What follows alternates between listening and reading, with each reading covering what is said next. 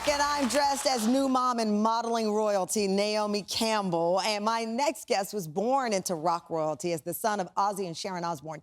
He later went on to star in the hit reality series, The Osbournes. And now Jack Osbourne is a dad himself to 3 daughters, ages 9, 6, and 3.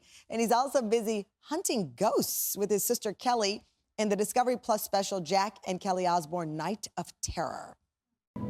It just sounded like someone dropped something heavy down there. Oh. See? Wait, is the lock moving? The lock's moving. The lock is moving. Jack joins us from Petersburg, Virginia, where he's currently on the road filming his latest series. Happy Halloween! Happy Halloween to you, too, and you look great as Naomi Campbell. Oh, well, thank you. Now, you're not in costume right now. I imagine you're going to get into something. You're going to get into something later. Yeah, a little bit later. Yeah, I'll you know, I don't want to wear it out. You know. Oh, you don't want to wear it out. Save it for the big day. Okay, well, listen, we were talking early in the show about toddler and terrible twos or terrific twos being a very interesting situation for families. Tell me about what was it like for you when the kids hit 2. Was it as frightening and as terrifying of an experience as it is for most parents? You know, for me, 2 wasn't bad. It was always like closer to 3 is when it would get a little fiery with my gang. My middle child, Andy, she's quite a unique individual. She decided kind of in that 2-3 range that she just didn't want to wear clothes anymore. Oh. And so it started with no shoes and then no socks and then no pants or skirts or dresses and then no t-shirt. And then she decided that diapers were fire. So it was like, we were like, what do we do? And the doctor was like, just duct tape the diaper on her. Oh. And so we did for like 2 weeks until she... You duct taped the diaper on? Yeah, because she just was like, she would just be naked ripping it off. And we're like, well, what do we do? And they were like, you can't let her get away with it. You just duct tape it on. And after like a week or 2, she just gave up fighting it. Okay, so my kid is 2.5, so I have to look forward to Moses a la mode. Great. That's what I'm prepared for. Yeah, I mean, I don't know. That's, like I said, Andy is a very unique individual. Oh. So, my other 2, they were great. I mean, easy days. They wore clothes. It's so funny. Well, we just showed that clip of you and your sister Kelly on the Queen Mary cruise ship. And the story is that since the pandemic, workers have experienced strange things like that lock situation with you and Kelly.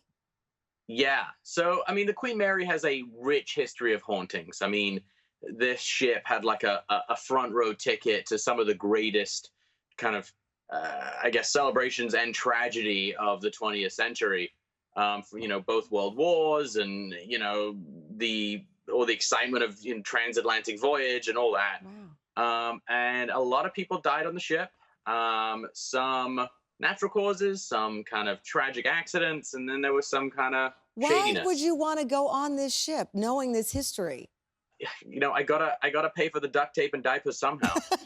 But I guess whenever I see these shows, and I know you've done other paranormal investigations, I think if the ghost is not coming for you, why are you going to look for the ghost? For me, it's more it's a mystery, right? For thousands and thousands of years, humans have told stories of ghosts around campfires. It's written in, some of the most ancient cultures, ever. So what is it? Why does everyone keep experiencing these things? And what are they? Is it a ghost? Is it something that we just don't understand? And so for me, it's just, I'm out there looking for like, well, what's going on? And can we capture any of this evidence? Listen, I've been a reporter. I've been an investigative reporter 30 years. I can tell you it has never crossed my mind to do anything like this. I don't think they could pay me enough, Jack, to go in a haunted or place perceived to be haunted and go looking for the ghost. So are you a true believer now? Do you believe in paranormal activity? Do you believe that there are others out there that we can't see? It's funny. Like, I believe there is something. I think, we oversimplify it by calling it a ghost. I think it's probably far more complex. than our kind of, our brains can really wrap our head around at this point. I do think we will figure out what it is. Wow. Just my own 2 cents is that I think this has more to do with like, interdimensional energy, quantum Wow. stuff. So I mean, like I just think Poltergeist, which see, I can watch a horror film like Freddy or Jason because I figure they're not real, but Poltergeist and The Omen, The Exorcist, I'm Yeah. done. I'm out of the house. I'm gone.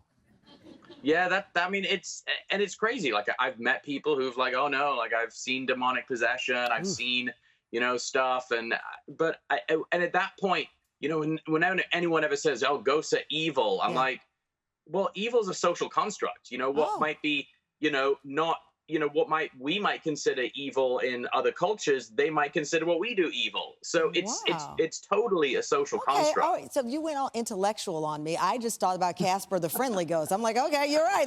There's at least one nice ghost out there. So last but not least, the most terrifying film you've ever seen. Name it. What if you had to never see it again and purge it from your Oh, memory? man. Most terrifying film.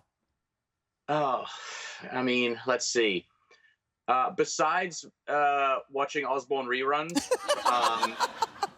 I think the film that scared me the most was like The Thing when my dad put it on for me when I was like 9 With years Kurt old. and that Russell, movie, right? like, Kurt Russell was in that Yes. one? That's terrifying.